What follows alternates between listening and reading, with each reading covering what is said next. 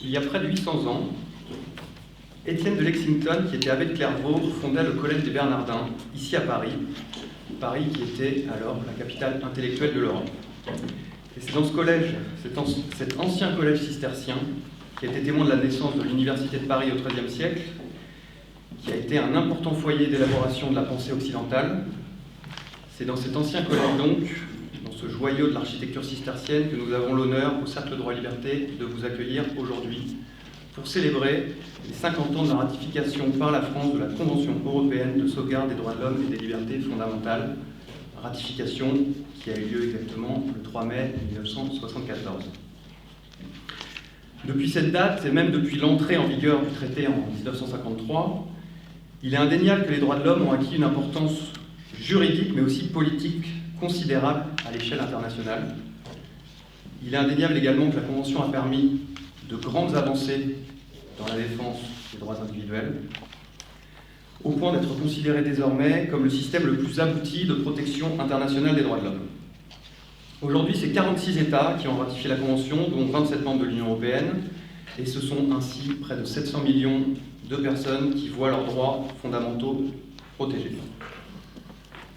Seulement, cette Convention, comme toute entreprise humaine, est loin d'être parfaite, et son application concrète n'est pas sans soulever sinon des critiques, au moins des questions, que ce soit de la part des citoyens des États membres, des États membres eux-mêmes, mais aussi des praticiens. C'est donc à l'aune de ces 50 ans, et au nom de la préservation des droits et des libertés publiques, qu'il nous a paru nécessaire au Cercle Droit-Liberté d'interroger l'application de ce traité. Et c'est ce à quoi nous allons tenter de nous atteler aujourd'hui, à quelques semaines d'ailleurs des élections européennes. Le but de ce colloque, c'est donc ni de communier devant la CEDH, mais ni de la critiquer par plaisir. Le but de ce colloque, c'est d'avoir un débat équilibré et académique, sans tabou, pour faire progresser cette institution.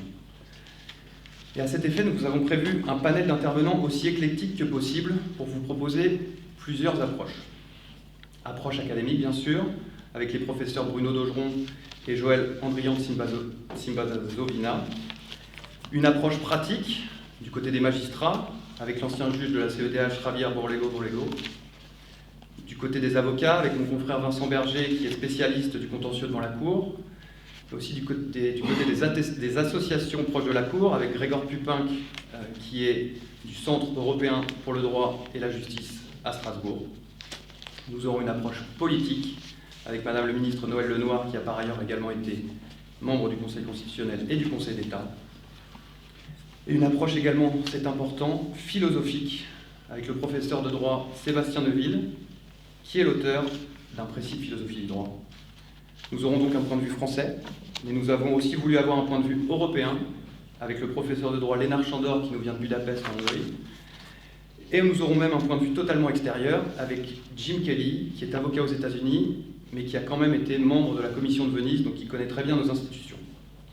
Tous ces intervenants sont tous légitimes, nous l'espérons, pour parler de ce sujet, nous aideront à favoriser le débat pour nous faire progresser sur le sujet. Et je les remercie d'ailleurs très chaleureusement d'avoir accepté notre invitation. Pour information, Pierre Manant, qui était prévu au programme, nous a annoncé avant-hier qu'il avait été hospitalisé. Rien de grave, mais il est encore à l'hôpital aujourd'hui, donc il ne pourra malheureusement pas être des nôtres.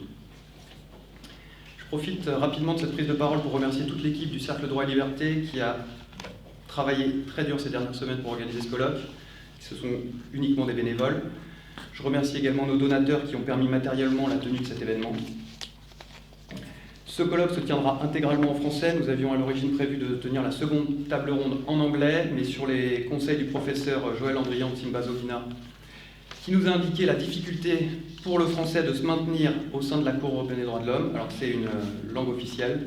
Nous avons trouvé un interprète, et donc nous aurons la deuxième table ronde en français. Aucune instruction n'a été donnée aux intervenants, si ce n'est qu'ils sont totalement libres de leurs réponses. Ils sont également libres de faire des erreurs. Comme l'écrivait Dostoïevski dans Crime et Châtiment, l'erreur nous mène à la vérité, donc on va essayer de tendre vers la vérité aujourd'hui.